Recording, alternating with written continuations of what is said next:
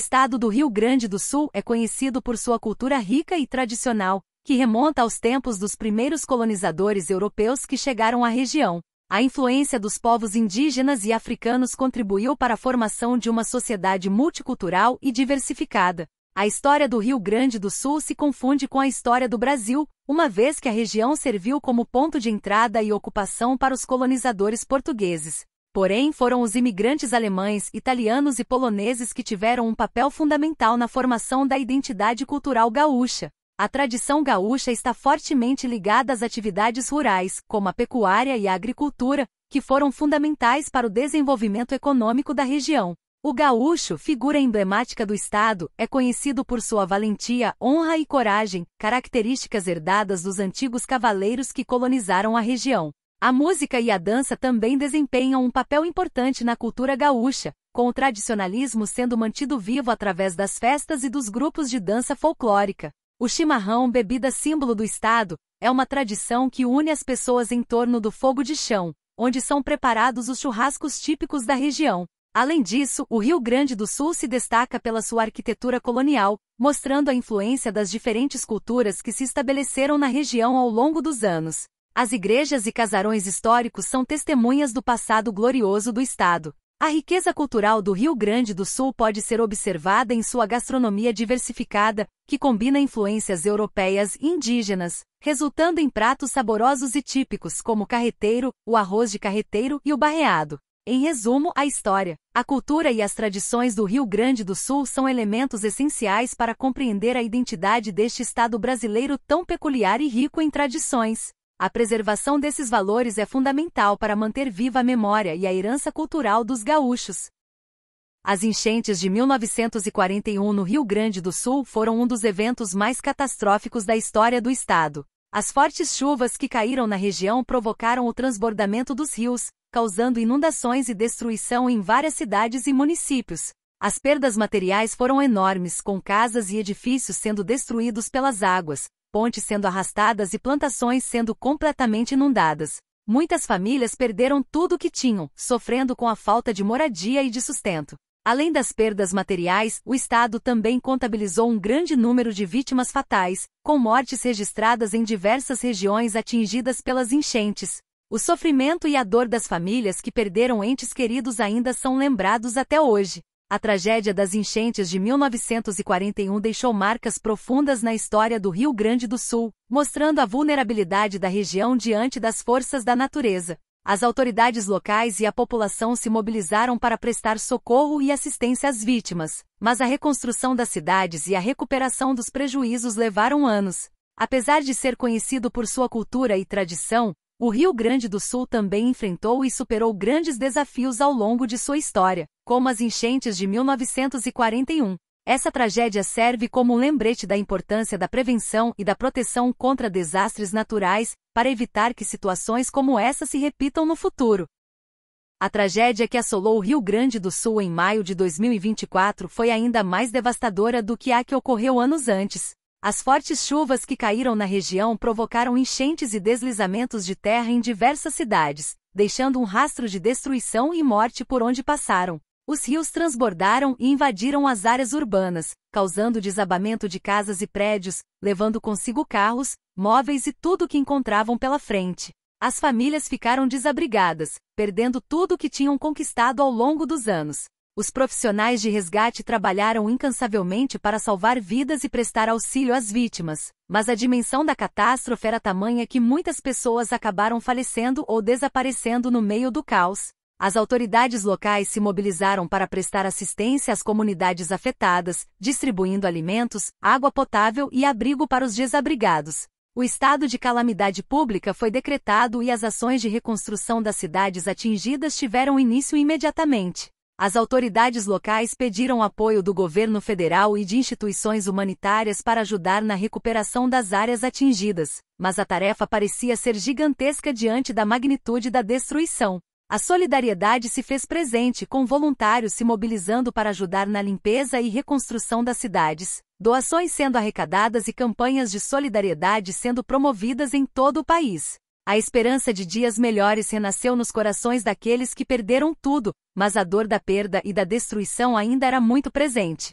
A tragédia de maio de 2024 deixou marcas profundas no povo gaúcho e na história do Rio Grande do Sul. Que sirva de alerta para que medidas de prevenção sejam tomadas para evitar que algo assim aconteça novamente, e que a solidariedade e o trabalho conjunto sejam sempre lembrados como a força que nos une diante das adversidades.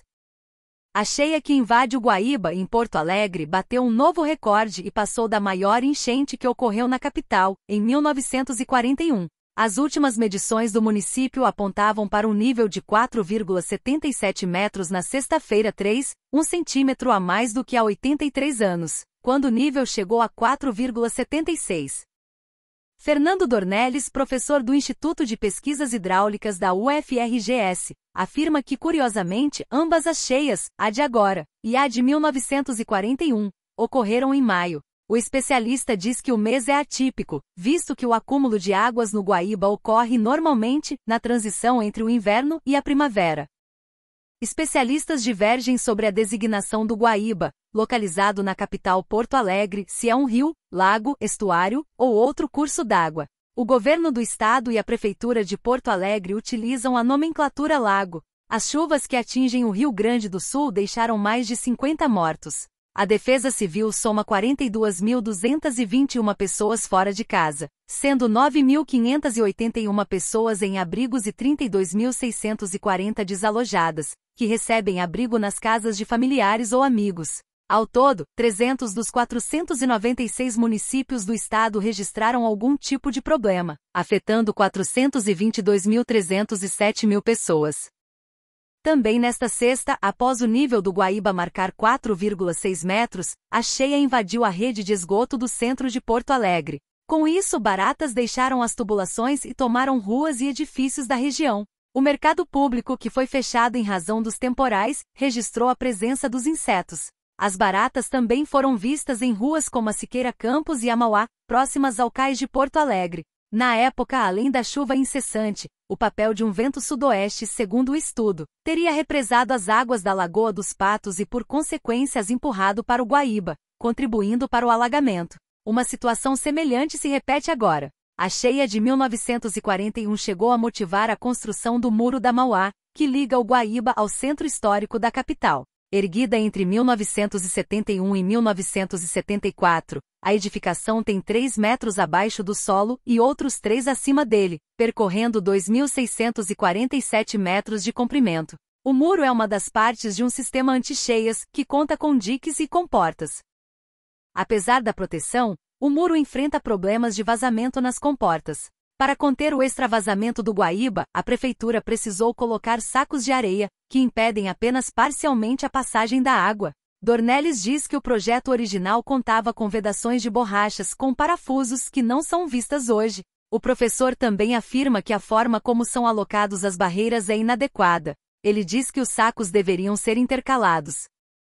Em Canoas, a prefeitura determinou a evacuação de 11 bairros. A cidade é banhada pelo Rio dos Sinos e pelo Rio Gravataí. Mais de 50.000 pessoas vivem em áreas de risco no município. O volume de chuvas foi de 301,8 milímetros, mais do que a soma das médias de abril e maio. O hospital de pronto-socorro precisou ser evacuado. Os pacientes foram transferidos para o Hospital Nossa Senhora das Graças. A enchente fez o trânsito ser completamente obstruído em vários pontos de Canoas. Muitas pessoas ficaram ilhadas e precisaram ser resgatadas de barco. Uma viatura da Polícia Rodoviária Federal, PRF, abriu caminho para que os voluntários pudessem acessar a cidade. A Avenida Guilherme Cel, uma das principais da cidade, às margens da BR-16, virou um porto improvisado, onde barcos eram retirados a reboque para navegar pelas ruas alagadas. Carros estavam submersos e o lixo boiava. Os barcos passavam perto da copa das árvores e dos cabos de energia elétrica. Uma mulher esperou cerca de 30 horas para ser resgatada.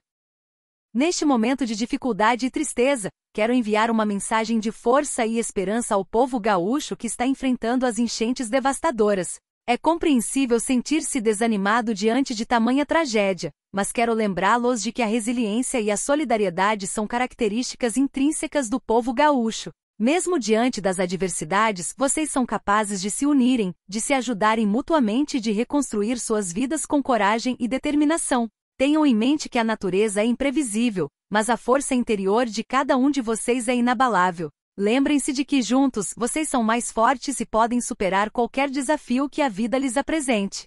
Acreditem na reconstrução, no renascimento e na esperança de dias melhores.